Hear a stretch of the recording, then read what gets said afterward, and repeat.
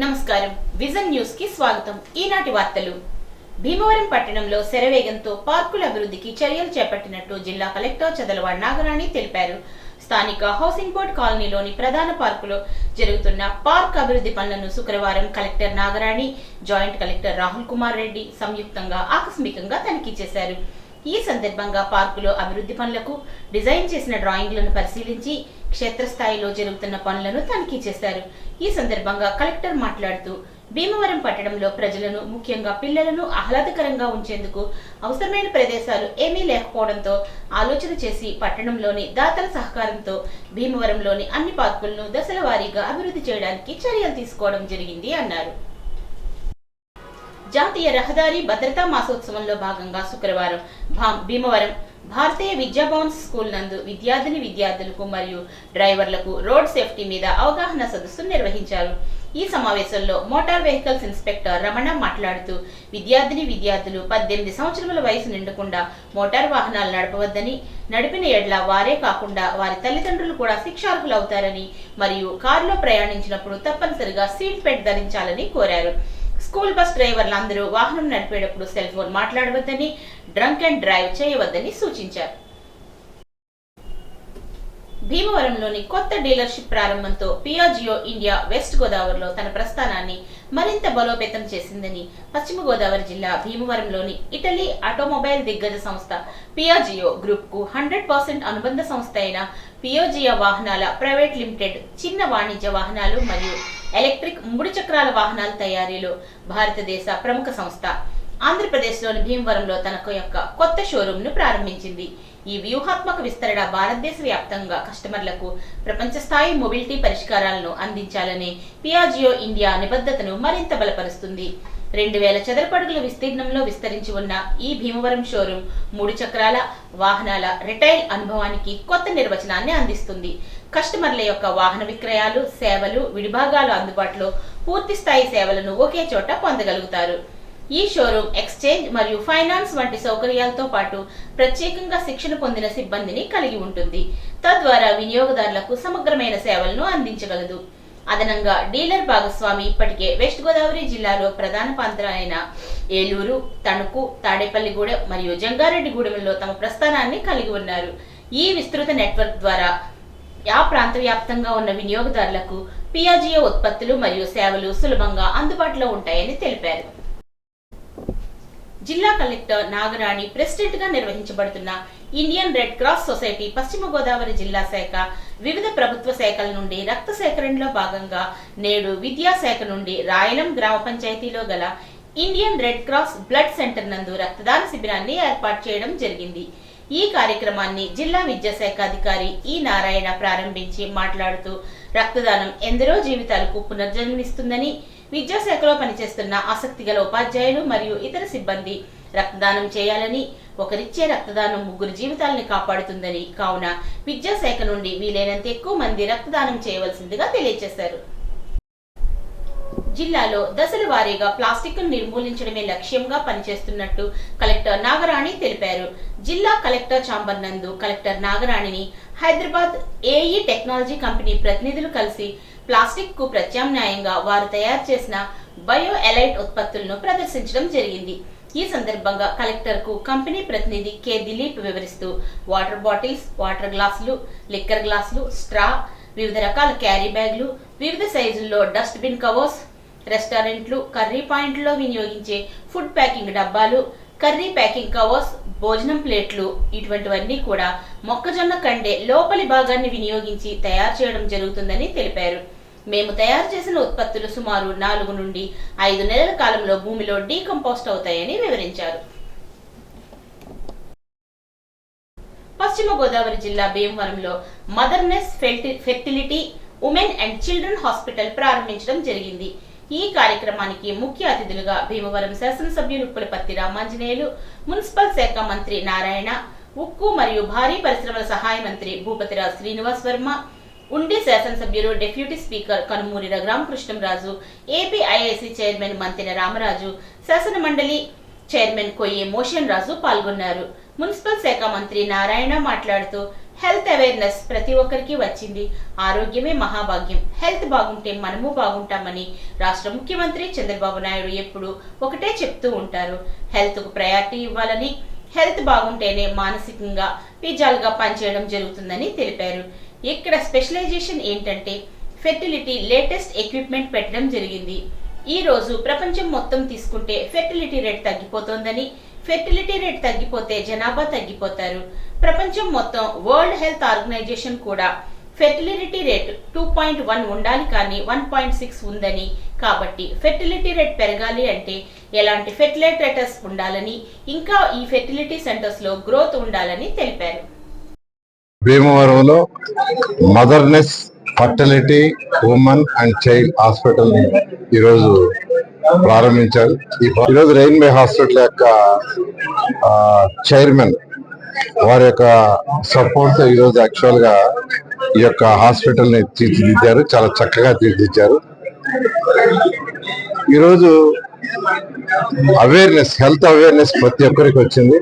ఎందుకంటే ఆరోగ్యమే మహాభాగ్యం. హెల్త్ బాగుంటేనే మనం ఏదైనా చేయగలం.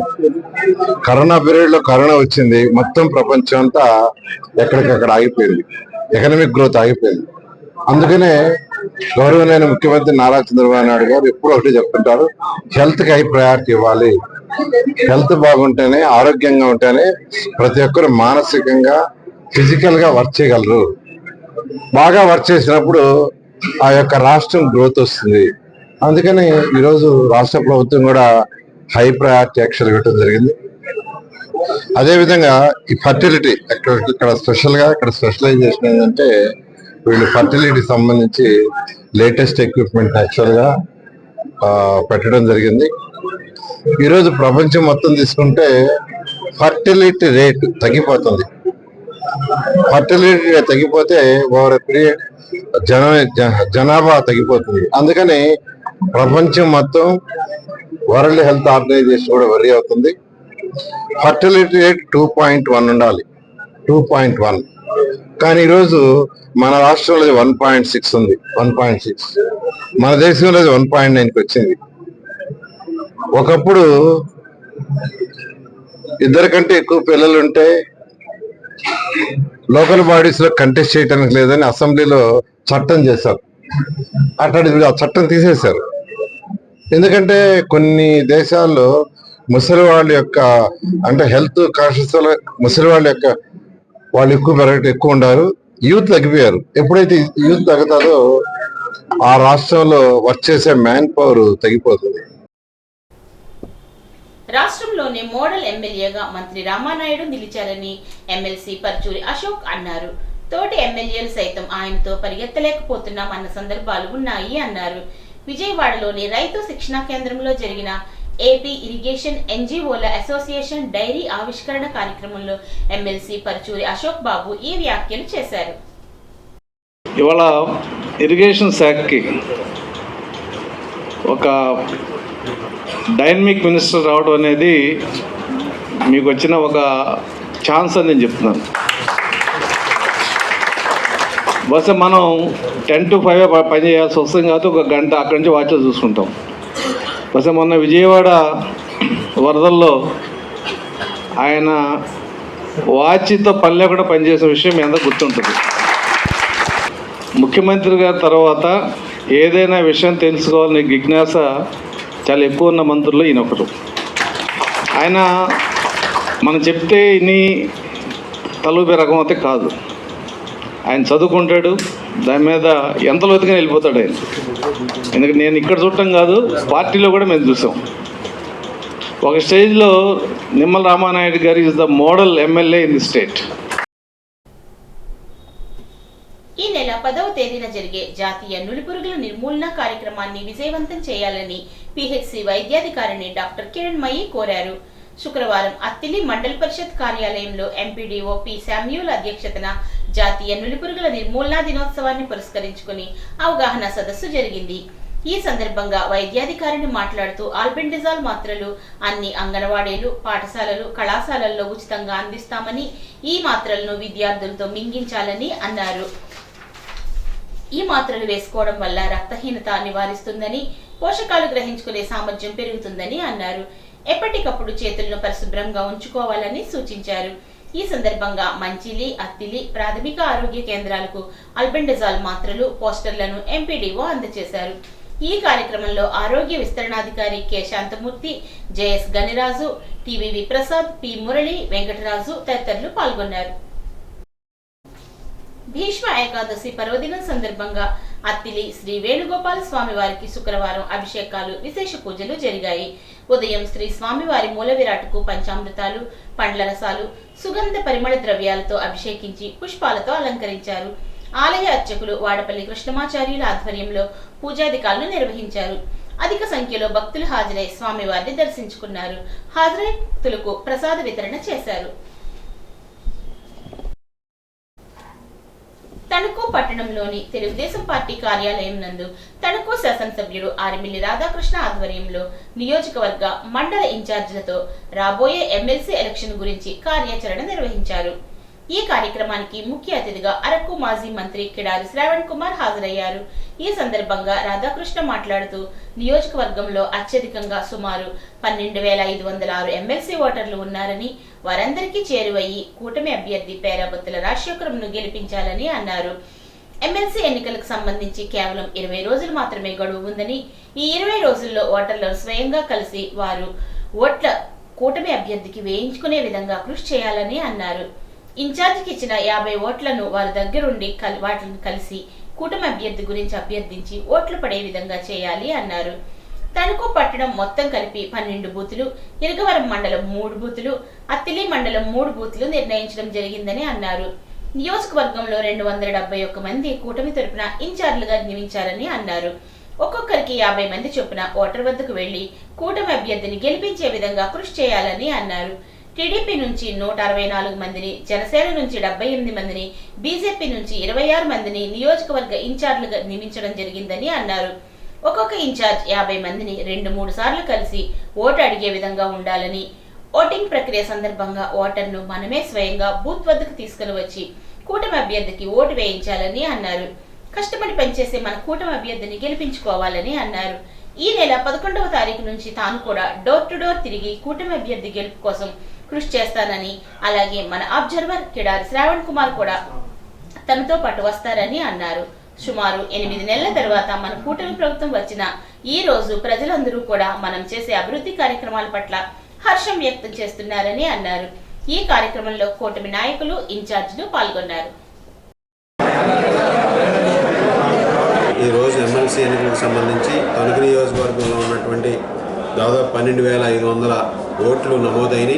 ఓటర్లందరినీ కూడా రీచ్ అయ్యే విధంగా ఈరోజు బూత్ స్థాయిలో ప్రతి 50 ఓటర్లకి కూడా ఒక ఇన్ఛార్జి నియమించుకుని ఈరోజు ఎన్నికల ప్రచారాన్ని నిర్వహించడంతో పాటుగా రాబోయే 27వ తేదీ జరిగేటటువంటి ఎన్నికల్లో ప్రతి ఓటరుని కూడా ఓట్లు వేయించే విధంగా క్షేత్రస్థాయిలో ఈ బూత్ ఇన్ఛార్జీలు, అదేవిధంగా ఈ 50 ఓటర్లకి సంబంధించినటువంటి ఇన్ఛార్జీలు కూడా రీచ్ అయ్యి వారిని కలిసే విధంగా కూడా ఈరోజు ఒక ప్రణాళిక ఏర్పరచుకోవడం జరిగింది.